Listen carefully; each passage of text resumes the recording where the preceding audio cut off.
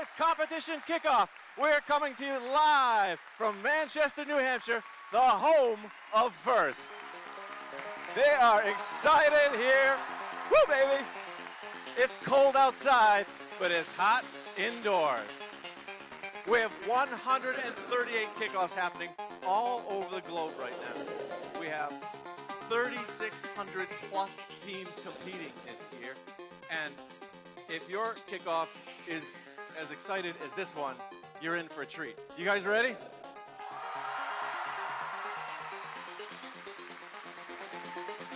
All right. Here's how the show's going to run. It's an 8-bit year, baby. We're going retro. So we're going to have an 8-bit game animation to lead us to the kickoff. Then we will unveil the game. At the end of the game animation, we'll come back here live to New Hampshire to the one and only set-up playing field in the world where we will kick the tires, feel it, sniff it, scratch it. You can do anything you want if you're in New Hampshire with that playing field, except take a part home. We'll go on the field. You'll see a lot of the field elements. We'll do some interviews with some of the First staff, and then we release the game manual code. Is everyone ready? All right. We're going to count it down. We're going to count it down together around the world. And I've got a special guest to help me count it down. Everybody around the world. And 3, 2, 1.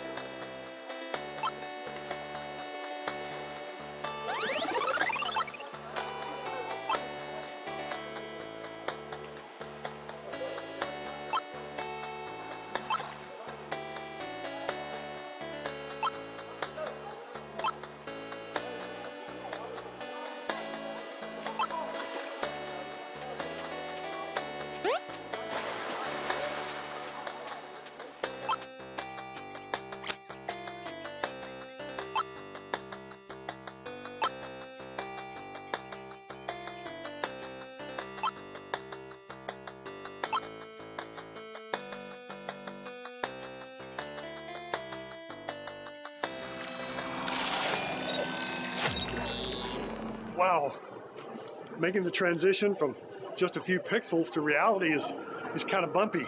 Next time, I'm wearing safety glasses, and I gotta get a better helmet. Okay, here's the deal.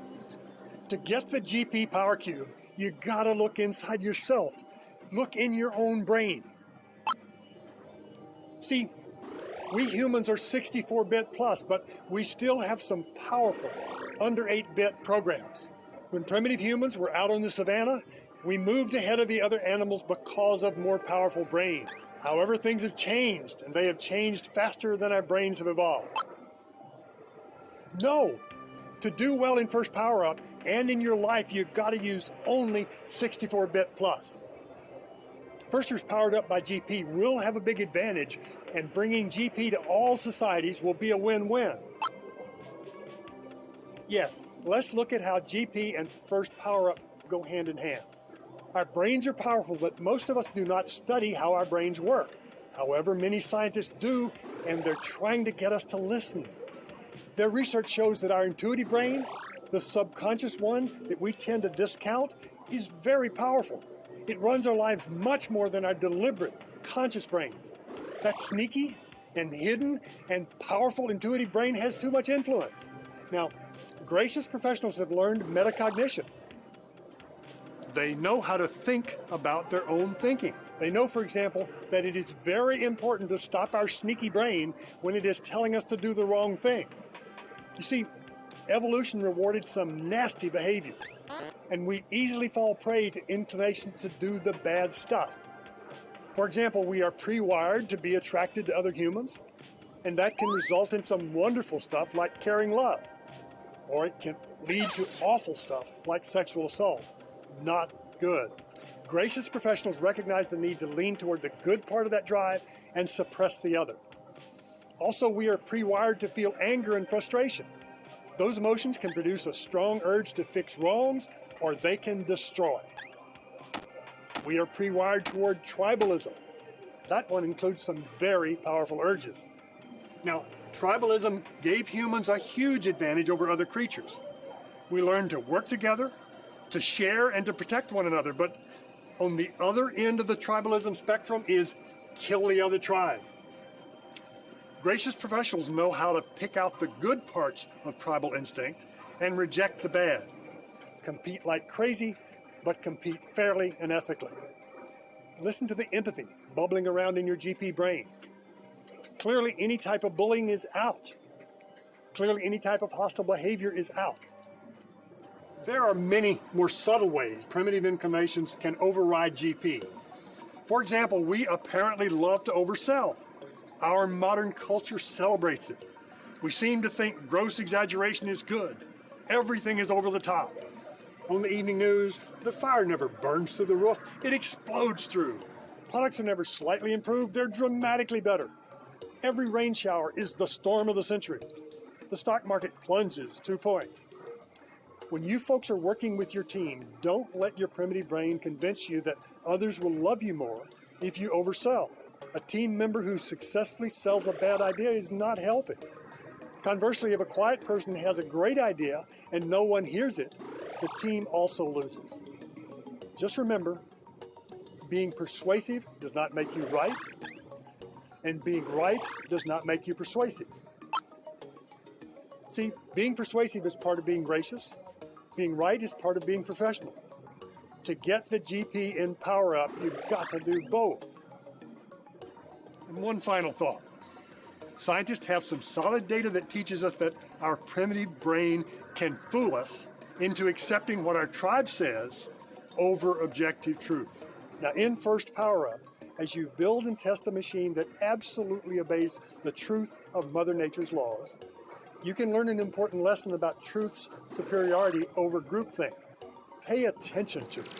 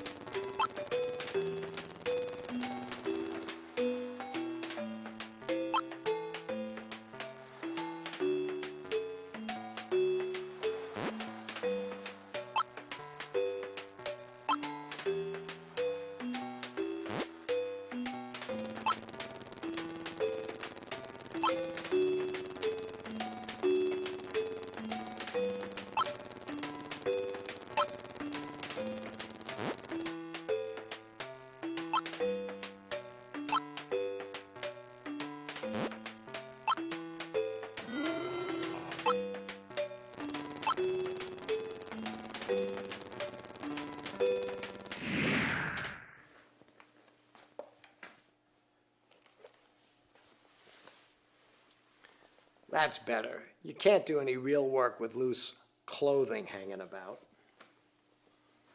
Now let's get something straight.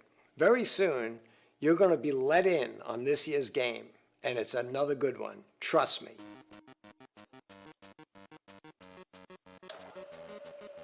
Now we want you to be successful. The world needs more capable, smart, young innovators. First team members have been 2 steps ahead for many years now, taking a hands-on, real-world experience that we give them out into the workplace. They're innovating in the world of technology, design, manufacturing, and making an impact. I know, because I see them, I meet with them, I work with them, and best of all, I hire them. My best ideas come when I'm enthusiastic, when I'm optimistic, when I'm talking to the first community. Then you got to go back to the shop and turn those ideas into reality. It's tough, it's frustrating, but somebody's got to do it. It's probably you. Now look, I understand the big problems are going to be really hard to solve.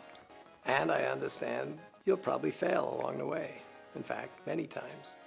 I've failed at more things more times than most people I know. It doesn't matter how many times you fail, especially when you're trying to do something that nobody's ever done, and it's difficult, and it's important. What matters is that each time you fail, you learn from it, you pick yourself back up, and you try again. And if you fall down 7 times, but stand up 8, you're a winner. And I hope you're seeing that in your first experience. The theme of these clocks that I build isn't just time is important. That's why I build clocks. But the theme is, for every step back, 2 steps ahead. That's what's important. By the way, if you take 1 step back and 2 steps ahead, but stay synced with everybody else, it means you're moving 3 times their speed. You get 3 times as much life experience. You get 3 times the ability to work at a difficult problem, to fail, take a new risk, pick yourself up, and move ahead. That's what's going to take to keep the world advancing. So my message this year is pretty much the same as my message every year. Use your time wisely. Be willing to take risks. Learn from your failures. And keep moving. And by the way, not all those risks are technical risks with your robot. We need to grow first faster. To grow first faster, we need new and different ideas, bold new approaches. Reach out to your community. Reach out beyond your community. Help us grow first faster. Not all of what you try will work. We'll learn from it and we'll try something else next year. Again, take the right risks. Move us ahead as quickly as you possibly can. Have a great season.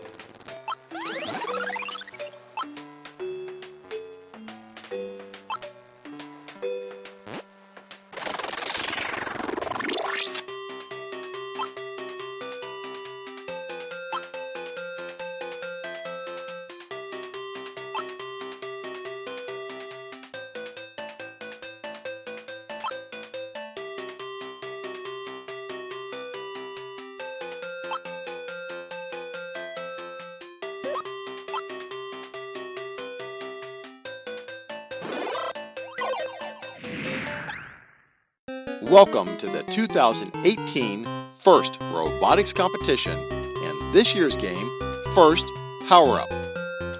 2 alliances of video game characters and human operators are trapped in an arcade game. To escape, alliances use power cubes to control switches and a scale, pass power cubes through the exchange for power-ups, and ascend to face the boss. Teams may preload up to 1 power cube per robot. Additional power cubes are available in the power cube piles, along the fence nearest the scale, and in each alliance portal. At the start of the match, the plates of the scale and the switches are randomized. During the first 15 seconds, robots are autonomous. They work to cross their auto line and place power cubes on the switch and the scale. Alliances who successfully own their switch and have 3 robots cross the auto line will receive 1 ranking point. During the following 2-minute and 15-second teleoperated period, human operators remotely control their robots. They continue to gather power cubes to place on the scale and the switches to gain ownership for the longest time, earning points for each second of ownership. Human operators behind the Alliance Station wall collect power cubes from the exchange. They can deliver them back to the robots through the return or to their vault. In the vault, power cubes may be traded in for 3 power-ups. Alliances choose when in the match to activate each power-up to gain a temporary advantage during the match. The Force power-up gives an alliance ownership of their switch, the scale, or both. The Boost power-up increases scoring for 10 seconds for either their switch, the scale, or both. And near the end of the match, Levitate earns one member of the Alliance a free climb. Other Alliance members climb from their platform. If all 3 members successfully climb, the Alliance can face the boss and gain an additional ranking point. The Alliance that earns the most points wins the match and defeats the boss.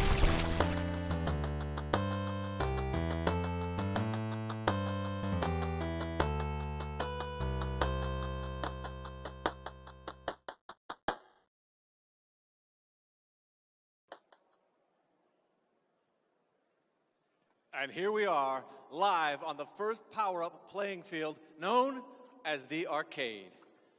This is an amazing field this year. The game, pretty straightforward. Gather the power cubes, use them to control the scale or the switches, or trade them in for power-ups. The end game, get on the ramp, climb the rung to try to face the boss. Now, we know you have a lot of questions about the game, so you can tweet them to us at AskFirstPowerUp. Hashtag AskFirstPowerUp, and we'll answer those in a few minutes. Oh, and look, here comes the first robotics competition boss himself, Frank America's here. Hey, Blair, how we doing? Happy kickoff. Hi, happy kickoff to you. I'm telling you, I am so excited. The atmosphere in the other room is just so electric with the teams here, and they're starting to stream in right now. I think we've got a great game here. The teams are going to figure it out for us, but I'll tell you, I think they're up to the challenge. Even if you have never seen or played a classic video game before, I think there's going to be a lot of excitement in this game. I'm so excited. We are going retro. We are in the 8-bit world now. Yeah, we are. So let's explain some of the features of this year's game. Now, okay. This big thing right here. So this is the scale. Okay, it's big. It sure is big. And I'll tell you, not only is it big, but it moves. And what we need to have is when we got the teams out here on the fields, safety is always number one for us. We say it again and we say it again, and I'm going to say it again for the 100th time. Nothing they are doing is more important. Nothing they are doing is more important than being safe. Right. We just want to make sure when they're out here, they're safe in their shops and safe all the way around. So not only is this big, but it moves. So safety first, safety first. So you're trying to get ownership of this scale, and at the end of the game, the end game, there's a lot of activity around here. There's a lot of activity here. Teams can get points by being on the platform. They can earn points also by being above the yellow bricks here with their robots. Now, if they use the rung to do that, they're going to just want to pay attention to that because 3 robots on this rung could get a little cozy. Okay, 3 robots from that 15, 18-inch rung, seriously? It's going to be a little tight. Hang tight. Hang tough this year. Okay, this is the big scale. We've got a couple of smaller scales. This is the switch. This is the switch over here. For both the switch and the scale, the key is ownership. So you get points by the number of seconds that you own the switch or the scale. Very different this year. It doesn't matter if it takes you 1 cube to get ownership or 10 cubes. Seconds is the important thing. Very different this year. Something for teams to pay attention to. Okay, that's a big change from years past. Big change. So we're going with a clock this year, and you can see that when you have ownership, the lights are blinking. Yep, sure does. Okay, well, great. Thanks for the tour. Thank you. All right. Before I go, I just want to say a couple things. First, on behalf of all the teams, and first, I want to thank our sponsors, our supporters for everything they do.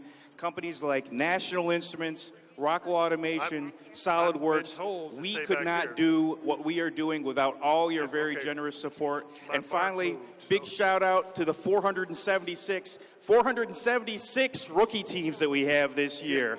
Thanks all. All right, welcome, rookies.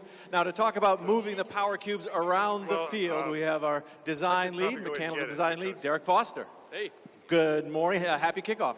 Happy kickoff to you. All right, so some changes in the field this year. Last year's field was a little difficult to set up. It was. Last year's Steamworks game was a really fun game, but it was really difficult to set up. So this year we tried to really focus on creating a fun game, but also one that's less taxing for our volunteers. And I'm sure the volunteers are all super happy to hear that. Sure they are. So let's talk about these power cubes. How do we get them behind the driver station? So there are two ways. A robot can deliver a power cube through this exchange. And if the human player behind the exchange wants to give it back to the robot, they use this return. Okay, so we're at the Red Alliance driver station. That is Red Alliance power cube going in, Red Alliance power cube coming back out, right? Yep. Now, Blue Alliance also has a player station at this driver station. How do they get the cubes in and off? They do. So the second way for a human to get a robot the power cube is through the portal, where Malcolm is now standing. At each end of the Alliance station, there is a portal. To place a power cube onto the field, place the cube inside the portal and push the handle.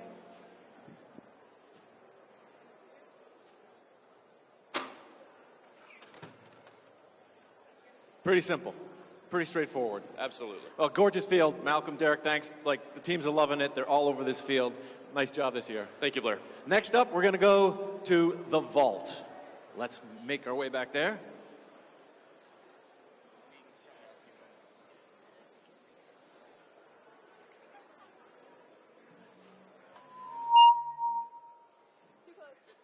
And now I'm here with Amanda Bissett, one of our systems engineers, and she is going to walk us through the vault. Happy kickoff, Amanda. Happy kickoff, Blair. Okay, now this is beautiful. I know you worked on it. This is one of your babies, so walk us through what the vault is and how does it work? So the vault is where the teams can take the power cubes they get from the exchange and put them into these three columns for force, levitate, and boost. Okay, and what does each of these do? Let's start with force. So force gives the Alliance ownership of a switcher scale for a certain period of time, depending on how many power cubes they put in here. Levitate credits a free climb for a robot at the end of the match. You need 3 cubes for levitate. And boost doubles the points of a switcher scale for a certain period of time, depending on how many power cubes are played. Okay, so really cool. Levitate is the only one that you need 3 power cubes for? Correct. Otherwise, it's all strategy. It's all strategy. So playing these and knowing when to play them is pretty critical in this year's game. Very critical. Teams are going to have to be super familiar with the rules in the manual. All right, we're going to unlock the manual in a few minutes. Thank you, Amanda. Thank you. Happy kickoff. Happy kickoff. And while we sort of collate some more of the tweets, we invite in Michelle Long. Good morning, Michelle. Hey, Blair. How's it going? It is crazy exciting in here. It is. The teams are like super excited. Now, tell me about your title. Like, what does your title mean? So my title is Alumni Relations Manager, which basically means that I get to do everything that comes after high school with First. So what exactly is new with alumni relations? Yeah, so with alumni relations, really the most exciting thing right now is that we've got a new way for First alumni to let us know that they're alum. So if you go into your First profile, you can answer a question that lets us know you're a First alum, and then lets us keep you up to date on all the cool stuff going on. Newsletters, internship opportunities, all kinds of cool stuff. So it's our own First network. Yeah. Find a job, find a friend. Okay. Exactly. Find an old teammate. So what's new with the scholarship program? So this year, the scholarship program has over $50 million being made available from our scholarship providers. The really cool thing about that is that that's more than 2,000 individual scholarship opportunities that are available primarily to seniors in high school this year. So only seniors can? Not only seniors. So, while most of the applications for the First Scholarship Program are due during your senior year of high school, we really want to make sure that all participants on First teams are familiar with the program beforehand so that they don't miss out on a couple of our scholarships that require applications during your junior year or maybe have some specific criteria, so that once you get to the final time when you're ready, you can apply. Apply. Okay, I saw some First alumni patches actually on some of our staff members. What are those? How do you get one of those? So you saw those on Amanda and Malcolm earlier. Yes. So First alumni who are actively involved with First at official events through all 4 of our programs get a patch that recognizes their contribution back to First as volunteers. It's a really neat way for you as participants to see at events who's been in your shoes before. So as you're out at events this season, if you see someone rocking one of those alumni patches, go up, introduce yourself, say hi, and ask them about their First story. You'll find some interesting stuff going on. And then, don't forget to thank them for volunteering. So the volunteers make First go round, and we have Absolutely. so many alumni volunteers. Absolutely. All of our volunteers are spectacular and amazing. Yeah, it's great. So, well, thank you for stopping by. Thanks for having me. Happy kickoff. Happy kickoff. All right.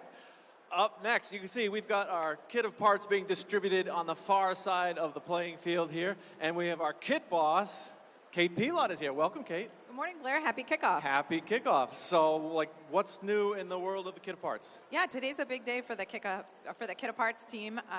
We've spent all year getting these kits ready to go. So everybody's going to walk away with their kickoff kit today. In it, power cubes, hopefully useful things, hopefully interesting things. We're really excited about it. So the kickoff kits aren't the only news today in the KOP world. No, it's a trifecta for us today. So First Choice gets round 2, launches today at noon. So you can do a second round of priority lists with some new parts. You get 200 more credits. And we have some new items going live on the virtual kit page as well. Very cool. So you've been busy. A little bit. Yeah. All right. So don't go anywhere because we are going to answer some tweets now. To do that, we invite Matt Pelot in. Come on in, Matt. Oh, the phone is lighting up. Matt Pelot, game design lead. Hey, everybody. Happy kickoff. Happy kickoff, Blair. All right, so let's... So our first question is, what is inside the cube? Can you show us, Matt? Sure.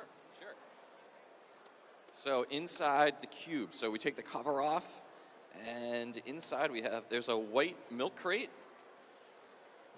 It's like 13 inches by 13 inches, 11 inches tall, and it weighs about 3.5 pounds. Sweet, thanks, Matt. All right, we got another one from Nick. He wants to know, are you allowed to launch the power cubes? Yes and no. It really depends on where you are on the field, but as long as you're in contact with the fence or in really close proximity to the scale, then you can.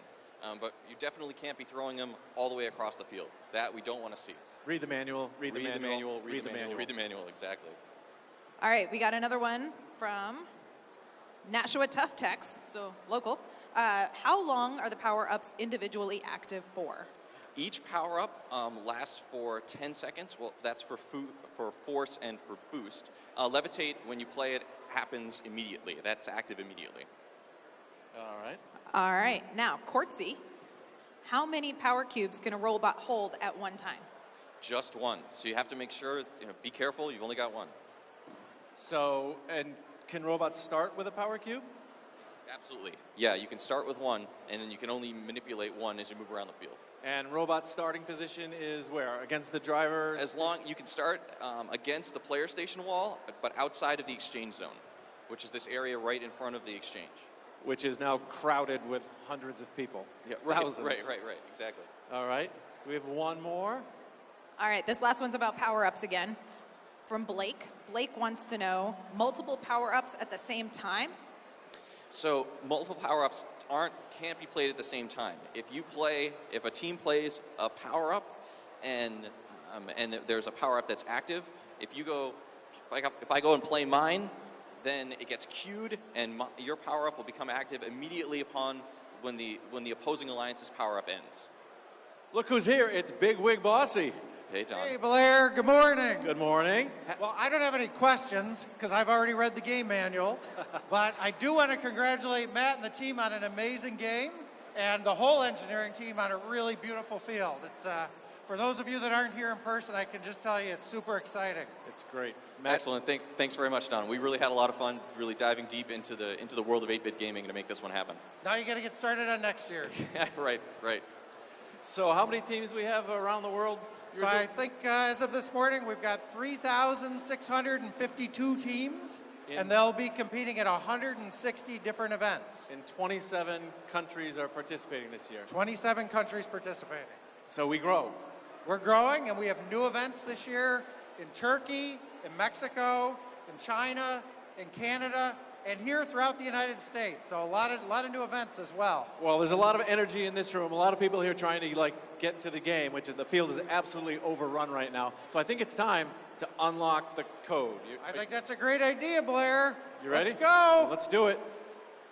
Hey, look, it's the first arcade game there, and it's Super Woody. Hey, I just need one more point so that I can get the code to release the game manual. There it is. Yes. Woohoo! The code is released. Write that one down. Tweet it. Text it. It's going live. Read the manual. Read the manual. Read the manual. Thank you for joining us today at the Kickoff. Good luck in your build season. Good luck at the competitions. We know it's going to be a great year. First Power Up is launched. Have a great year. Good year.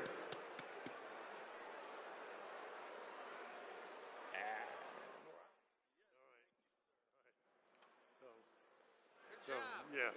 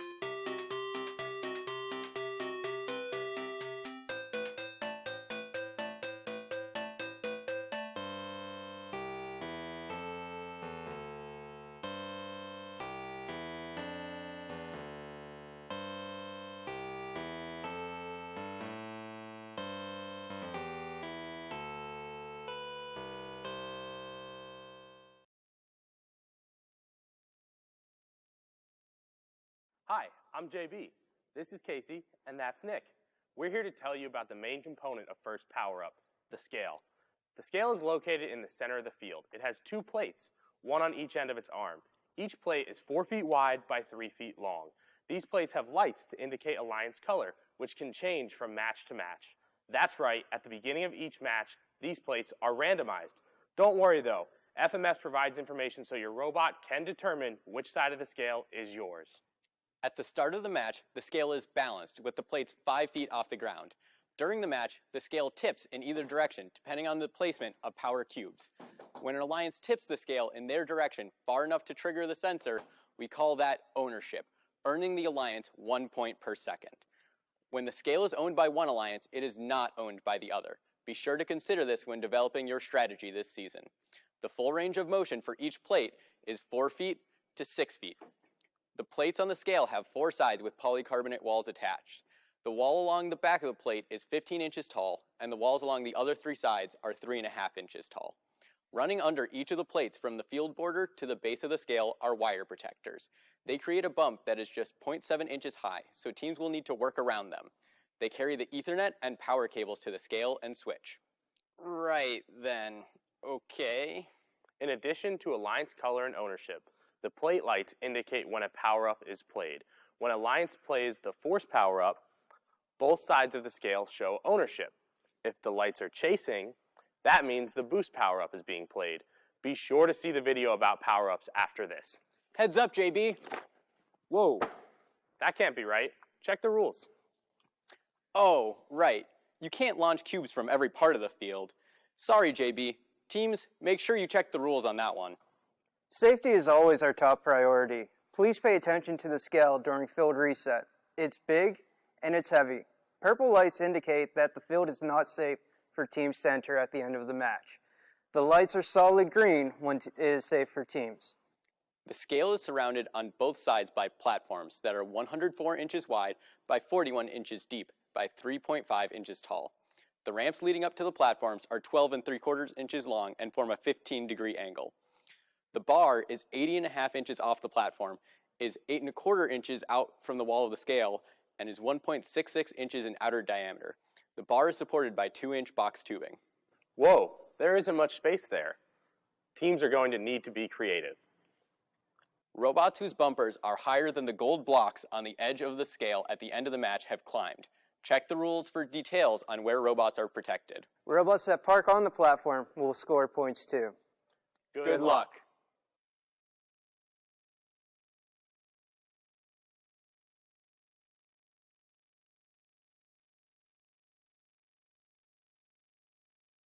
Hi, I'm Chuck, and this is Jasmine. We're here to tell you about the other two components on the field in first power-up, the switches.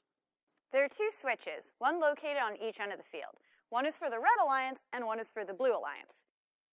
Each has two plates, one on each end of its arm. These plates have light strings, just like the scale, to indicate which plate belongs to which alliance. And just like the scale, these plates will be randomized at the beginning of each match. FMS provides information about which side of the switch is yours, but teams need to program their robots to take advantage of this data. I love this game already. At the beginning of the match, both switches are balanced. During the match, the switches can tip in either direction, depending on the placement of power cubes. The Alliance owns the switch when the switch is tipped their direction far enough to trigger the sensor, earning the Alliance 1 point per second. Unlike the scale, switches only score points for the associated alliance. So the red switch only earns points for the Red Alliance, even if the red switch is tipped toward the Blue Alliance. The Blue Alliance does not score any points. Hey Chuck, check this out. I broke it. Arena fault. That's interesting. Wait a second. This does make sense.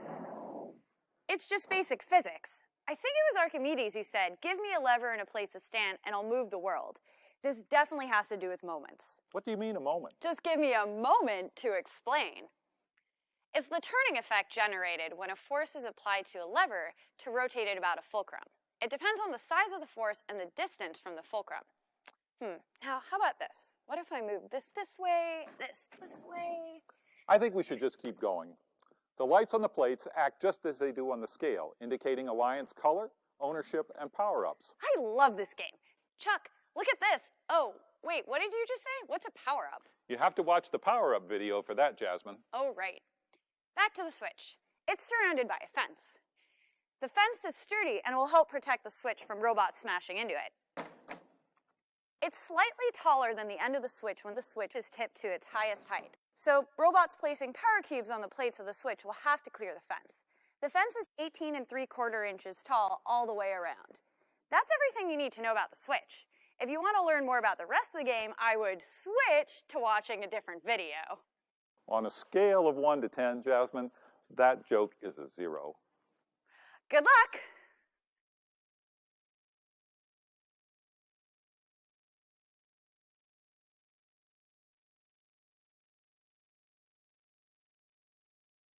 Hi, I'm Amanda, and this is Danny. We're here to talk about the vault and the power-ups. Wait, power-ups? I totally didn't see that coming. Anyway, the vault is where teams can trade in power cubes for power-ups. It is located at the rear of the Alliance station. Teams receive the power cubes through the exchange and place them in the vault. For more information on the exchange and how it works, be sure to watch Kate and Malcolm's video on the portals in the exchange. Notice that there are 3 columns in the vault, one for each of the 3 power-ups. 2 of the power-ups have multiple power levels, so teams will need to strategically decide how and when to play each power-up. Power cubes are placed into the vault with the logo side up. Sensors within the vault detect inserted power cubes and indicate power cube and power-up status on the above lights. Each cube inserted for a power-up will illuminate single nodes, and when the power-up is played, all nodes for that power-up will change to the Alliance color. Teams must plan their cube placement carefully, since once a power cube is placed into the vault, it cannot be removed for any reason. There's some cool technology at work here. Make sure you check out the video about Rockwell Automation's involvement in this year's field. There are 3 power-ups available in each match for each alliance: Force, Boost, and Levitate. When a team is ready to play a power-up, they push the corresponding button. Teams will want to pay attention, though, as each power-up is only available once during the match for each alliance. There are also rules about when power-ups can be played and when they can't, so make sure to read the manual carefully. Levitate requires 3 power cubes and can be played at any point during the match. Levitate gives one robot a free climb at the end of the match. Force and Boost are closely related. Both have 3 levels of power, so teams will want to make sure they play them accordingly. Both can be played only once per alliance during the match, regardless of the power level, and they cannot be played simultaneously. Teams will need to read the manual carefully to know when Force and Boost can't be played. Force gives an alliance ownership of either their switch, the scale, or both for 10 seconds. Boost gives an alliance a boosted score on either their switch, the scale, or both for 10 seconds. Wait, Danny, those sound very similar. Does Boost give an alliance ownership? No. Boost will only boost the score of an element that your alliance owns. So if you don't have ownership, Boost will have no effect. Got it, Danny Downer. Don't forget, power cubes are worth points in the vault, regardless of the power-ups played. This even includes columns with used power-ups. The strategies around the power-ups are my favorite part of the game this year. Agreed. I can't wait to see the team's strategies. Have fun. And good luck.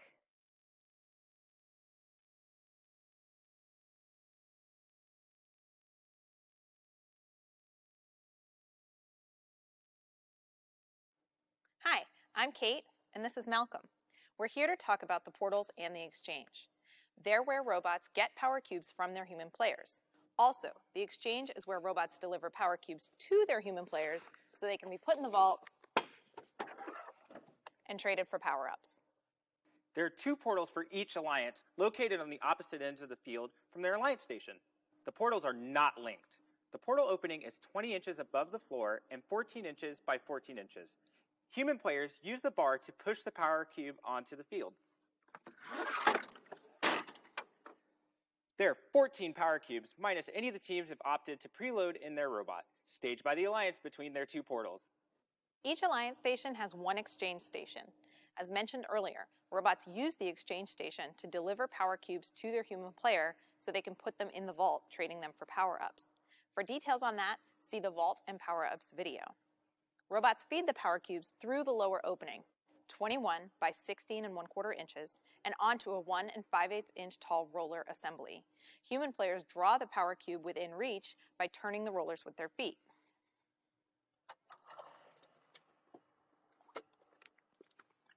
Note the ramp required to get the cubes up over the roller assembly. While cubes will generally travel over these smoothly, they may behave differently from when on the carpet. The upper opening allows for human players to feed power cubes to robots. Its bottom edge is 20 inches above the floor, and the opening is 14 by 14 inches. One quick note, the height of the bottom edges of all 3 openings for entering cubes onto the field, the 2 in the portals, and the 1 in the exchange are 1 1/4 inches taller than the height of the top of the fence around the switch. Good point. Good luck this season.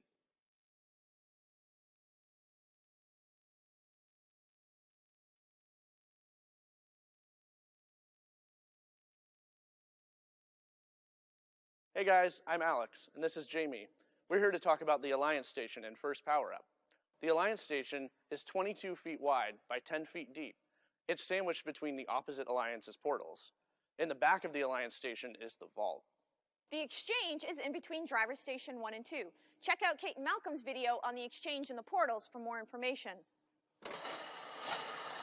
Thanks, JB, but this is the wrong video for that. It's never the wrong time for that noise. Back to the Alliance Station. Each station has a shelf for an operator console. Note the strip of 2-inch wide hook and loop tape, loop side up. Each station has an Ethernet cable, which connects the operator console's computer to the field management system. The e-stop button on the shelf lets you disable your robot if necessary. There's an AC outlet for your operator console with a 2-amp fuse. If you find yourself in the middle player station, watch out for the equipment under the shelf. Notice the stack lights above each player station. They relay important information to the field crew for quick diagnostics. The bottom amber light indicates that your robot has been e-stopped. The top 2 lights match your alliance color. If they're off, it means it's before the match and the robot is linked, but disabled because the match hasn't started yet. If the lights are flashing slowly before the match, once per second, it means that your robot has not yet linked to your driver station. If your robot loses connectivity with the driver station during the match, the lights will begin to flash again until connectivity is reestablished. If they're on, the robot is connected and enabled, but you only see this state during a match. Hey Jamie, check this out. This looks cool. Alex, that's in Danny and Amanda's video about the vault and power-ups. Not this one. This one is about the Alliance Station. Oh man, they're so lucky. Anyway, each player station has a team sign that displays their team number throughout the match. The official time remaining in the match is displayed on signs hung from the portal closest to Station 1. They're identified with a white strip of tape. The starting line is 2.5 feet away from the Alliance wall. Drive teams must stay behind it during auto. Visibility around the scale will be a trick this year. Be sure to check the rules about protected zones. Good luck! And we'll see you at the competitions.